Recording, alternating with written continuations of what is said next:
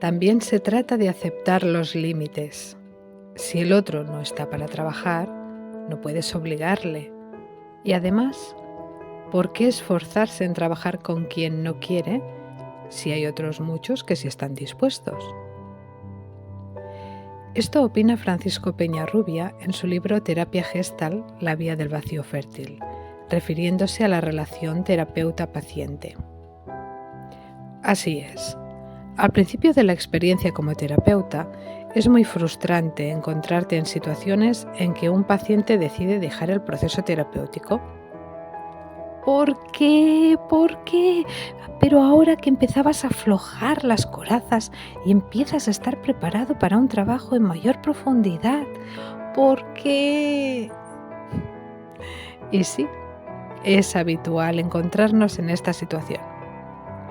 También es normal para el paciente, que no está acostumbrado al trabajo terapéutico, y lo sé por propia experiencia como paciente. Al inicio de mi camino en el autoconocimiento me pasaba.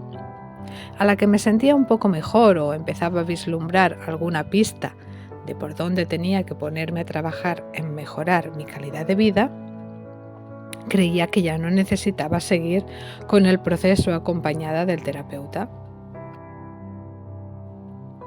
Con el tiempo y la experiencia he comprobado que un proceso es justo eso, un proceso, un recorrido, una gestal, con todas sus fases, y que si bien los procesos pueden diferir en duración, dependiendo de los temas a trabajar, os aseguro que no hay procesos efectivos de un mes.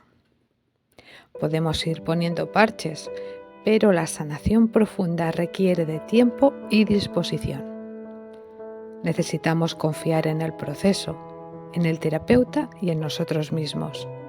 Y no es fácil, claro, y menos en esta sociedad de la inmediatez en la que vivimos. Lo queremos todo para ayer. Y nos cuesta asimilar que pautas de comportamiento adquiridas que hemos utilizado automáticamente durante toda la vida necesitan de un periodo de tiempo para ser modificadas.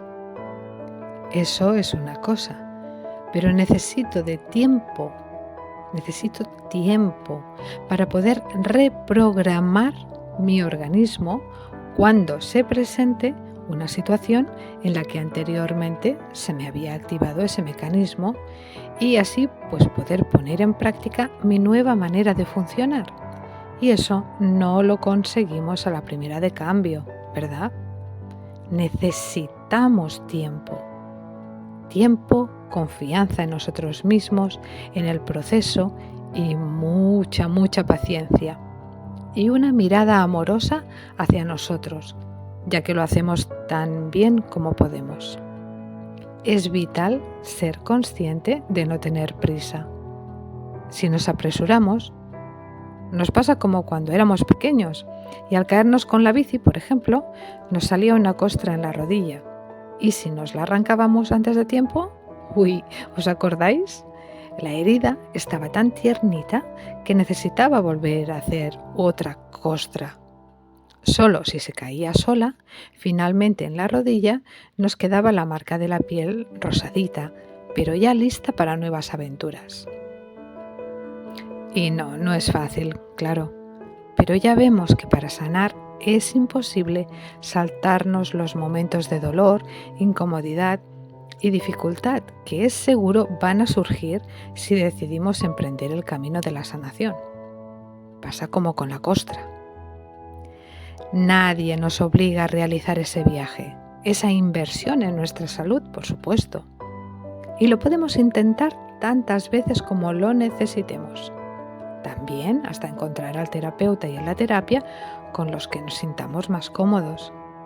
Y hasta que podamos, o no, caminar, atravesar por esa cuerda floja hacia el otro lado, el de la libertad de ser nosotros mismos.